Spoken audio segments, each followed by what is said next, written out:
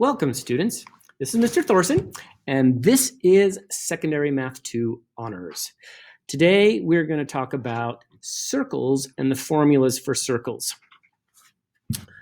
The most important thing to realize about a circle is that we have points that are equal distance away from its center.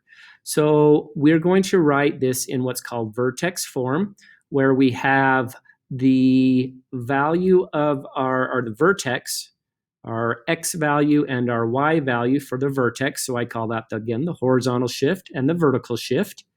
And we have the radius of the circle that we square. So we have, for this circle centered at the origin, h and v would be 0. So x minus 0 squared and y minus 0 squared, which leaves us x squared plus y squared.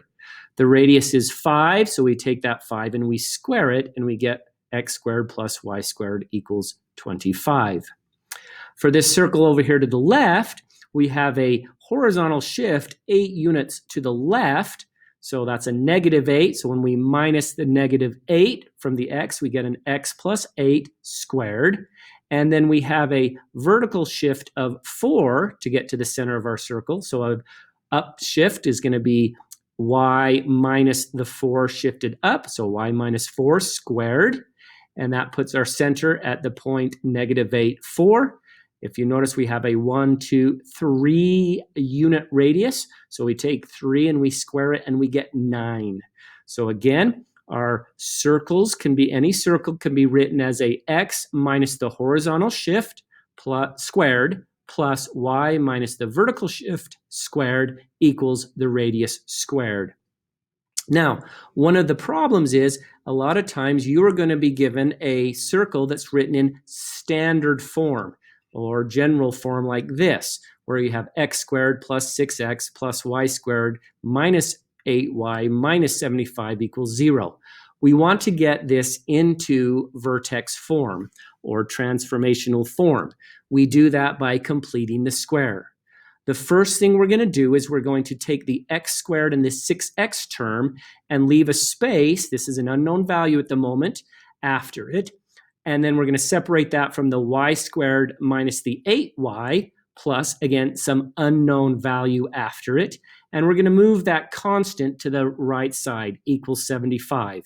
And then what these two values we add to the left, what we do to the left side, we must do to the right. So we're going to add those same two expressions to the right side.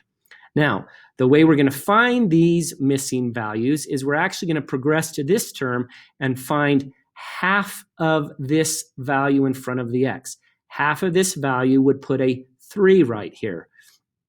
So I would actually type in a 3 there in this unknown space here. In the next unknown space, I would take half of the term that's in, or the number that's in front of the y. Since half of this -8 is a -4, I'm just going to type a 4 because I already did the negative here. I included the negative in the 4, which is half of that. Now I need to use this by process of foiling this back out. I would get x times x, which is x squared, x times 3, which is 3x. And then foiling, again, another 3 times x is another 3x. 3x plus 3x is 6x. And then 3 times 3 is 9. That's this value here. So above this blank, I'm going to type in a 9 because that's this number squared. So again, to repeat, half of 6 gives us the number that goes down here as a 3. This number squared gives us the 9 up here. Again, half of -8 gives me a -4. -4 squared is going to give us a plus 16. By the way, these terms will always be addition. Now, since I added 9 and added 16 on the left side of the equation, I'm going to add 9 and I'm going to add 16 to the right side of the equation.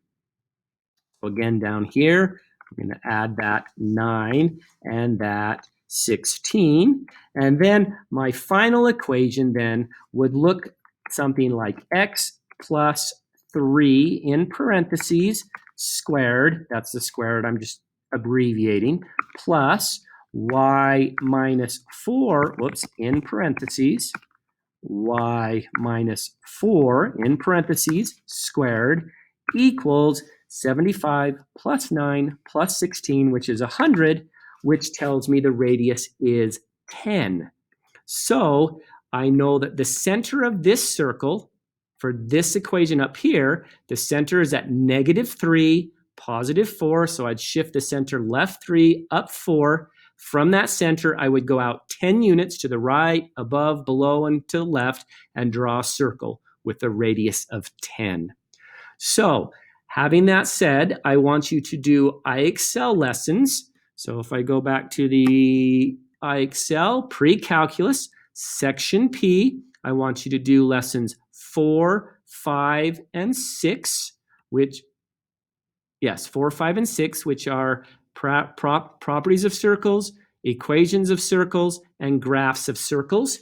If you have questions, you can contact me via the Zoom class, which is on Canvas, or email me, and I will try to help you with any of the concerns you may have.